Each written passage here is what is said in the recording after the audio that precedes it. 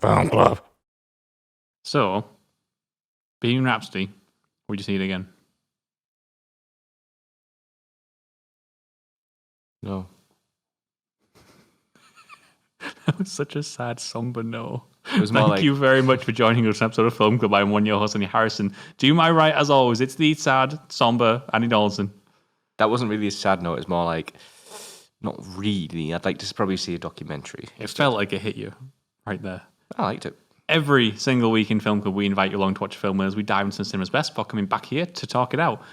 Andy, we went on a Charlize Theron journey this week. We had a look at Monster. What is Monster all about? Monster is about this woman called Aileen Wuornos. I think that's how you pronounce it.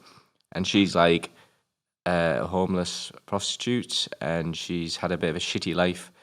Then she's going through and she meets kind of a girl on a night out, and this girl's actually, she actually takes an interest. And I'll call her Lee because the girl calls her Lee, doesn't she? Yeah, she calls her Shelby. Oh, you're No, talking about... Shelby calls Aileen yes, Lee. sorry, yes. So Right. Lee, Aileen. Actually, I'll call her Aileen. Aileen, takes a liking to the girl, but she says, I'm not a lesbian, stuff like that.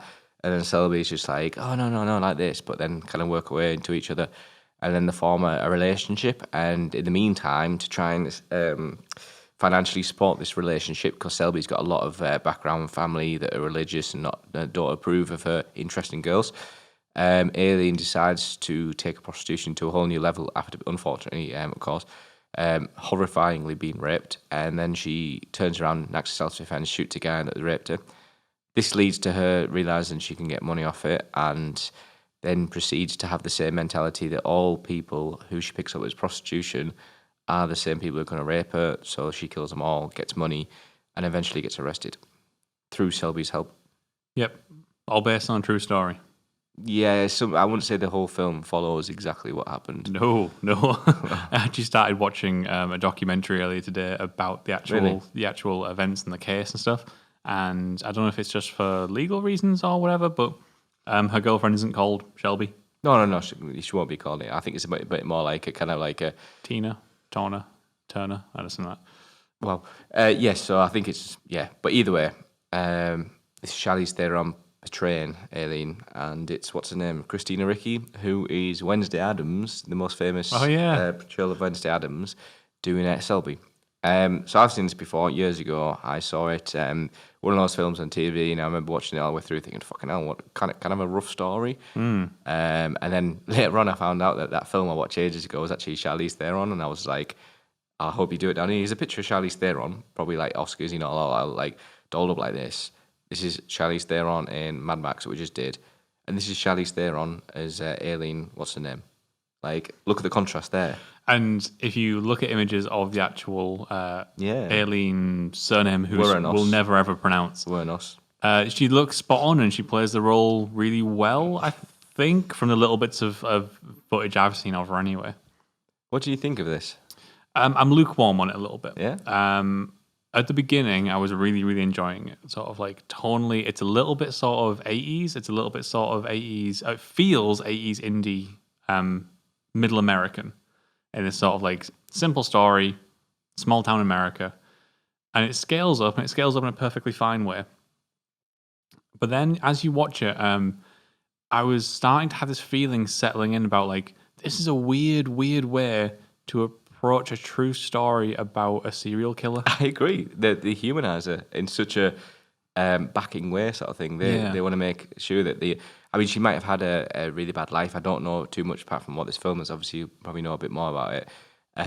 It sounds like she's had a horrible past experiences with men, which has led to the way that her mind's like gone to, like all men are like that and kill them all and stuff like that. Yeah. There might be that factor, but at the same time, this is a serial killer, and this film's almost like making a romance of that kind of ideology. Absolutely. Actually, when we finished this, Natalie said the same sort of thing, that what it does it romanticizes the idea of what they went through. Yeah, it does. And that's a little bit dirty. That's exactly, yeah. So that's what I mean. When I watched it, I was like, that's rough.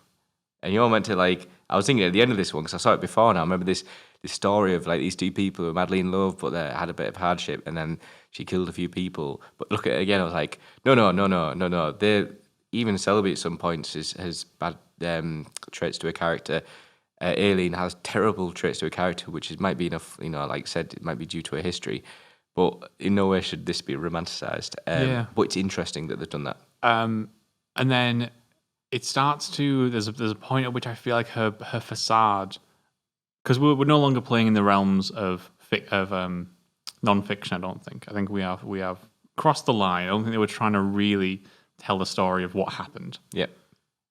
So I feel like there was a point where, in their relationship, her facade should have slipped, and we really should have seen the real person, not the person who like is totally aggressive every all the time and like keeps moving around like this sort of thing and has a fag all the time and is like constantly putting up a face so no one ever knows what's wrong and jolts around constantly. I feel like that really needed to slip towards the end. What, and making something about her past with that trouble back home and when she was like 16, just stuff like that. A little something that mixed up her formula. What she did instead was, as things got worse, she leaned harder into that. Yeah. And okay, maybe that's what the actual Aileen did.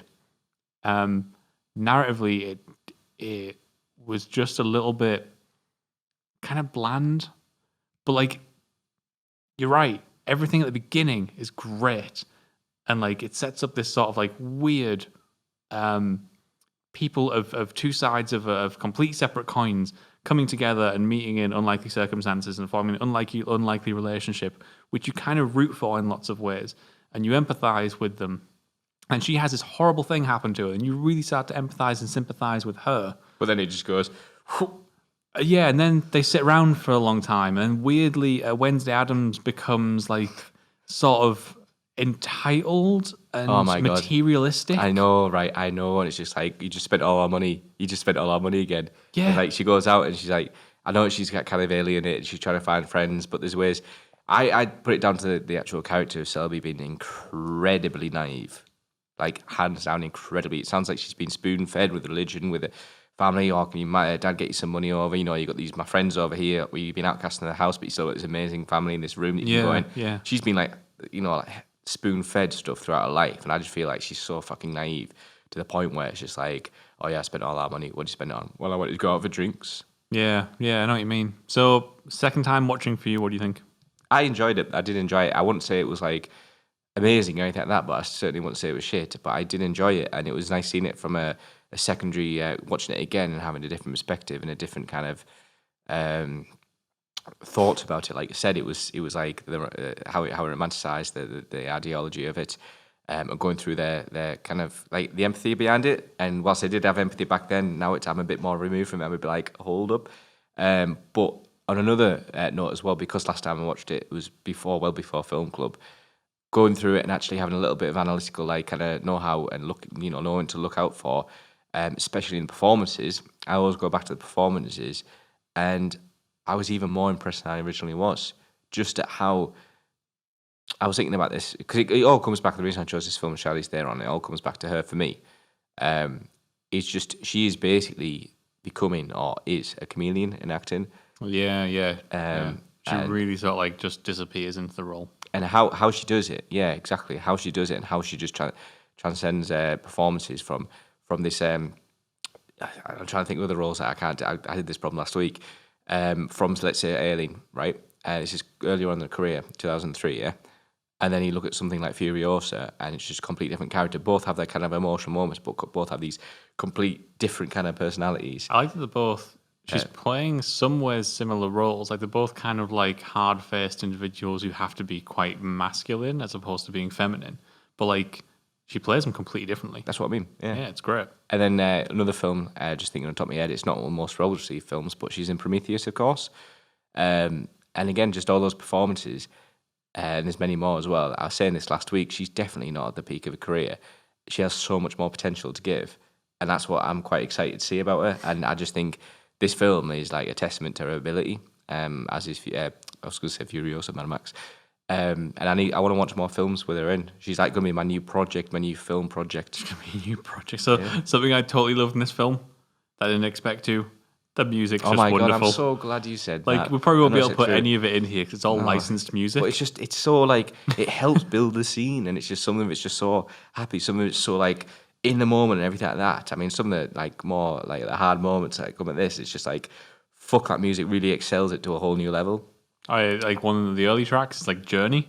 Oh my god, yeah. Just And they a play it at the small end as well. town girl. And like that's what I mean. It just Living accentuates in that a whole moment with them two loving together. It's just like what everyone loves that song. They even say it in the film, "Oh my god, I love this song." It's just like, yep, us audience, we do too. Yeah, But then it I goes. think also you got to remember, like for anyone sitting at home that hasn't seen this and wasn't like cognizant of it at the time, 2003 means that we hadn't had like Journey's become almost memeified now. True. That I think actually, if you go back to 2003, people still love Journey, but like it wasn't memeified to the point it is now. Journey. What was it? What was the main one? It was probably that TV show where they all sang. Glee Huh? Club. Glee. Glee. Yeah, because the Journey was huge from that. Because they all did that. Yeah, you're right. Yeah. So maybe that's when people start to realise Journey and stuff like that. So yeah, you got a point there.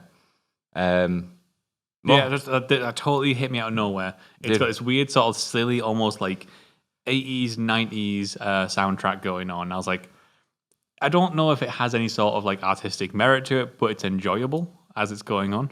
Right. So it's by a guy called BT. He's a musician. I've never heard of him before. Very surprised. Did he? He opened up his playlist and went, that one, and that one. He kind of done. Worth mentioning, by the way, this film directed Oh my by... god, he actually did the whole thing. This film is directed by Patty Jenkins, Right. who is most recently responsible for Wonder Woman. Holy shit! Is that the same woman? And that's the same shit, Patty man. Jenkins. There's Well only one played. Patty Jenkins in this world. Holy shit! I didn't know who the name. It didn't strike you. Yeah, it popped up at the end. I was like, oh shit, that's Patty Jenkins. And interesting to see where she was sort of, 12 years before Wonder Woman? I'm trying to see what else she's done. I know she's doing the new Wonder Woman film. I don't know if I can name you another one actually from Patty Oh Jenkins. my god, no! She literally did. She's done loads of. She did like Arrested Development stuff. She's directed, but her Yeah. last film before Wonder Woman was Monster. Oh, that was it? Yeah, Oh, wow. I know. What was she doing in between then? Just That's what episodes I of mean, shows? just TV here. Oh, wow. That's insane. All right, okay, well played. The more you know. Interesting. I like stuff like that. A little bit of trivia. So anyway, there is Monster from 2003. You can let us know in the comments below what you thought of Monster, or you can hit us up on Twitter as well. We'll be back once again next week, though, where Andy, stand by me. Oh, that's why you're singing. Stand by me. That's why you're singing it. Darling, darling, stand. We're going to do Stand By Me. You've been meaning to watch this for ages, haven't you? I haven't been for so long to watch this. This is the perfect time to do it. So you can join us next week where we're going to continue Film Club with another episode featuring Stand By Me. And I want to watch Stranger Things as well. I don't think it's got anything to do with that song, is it? Andy, come on.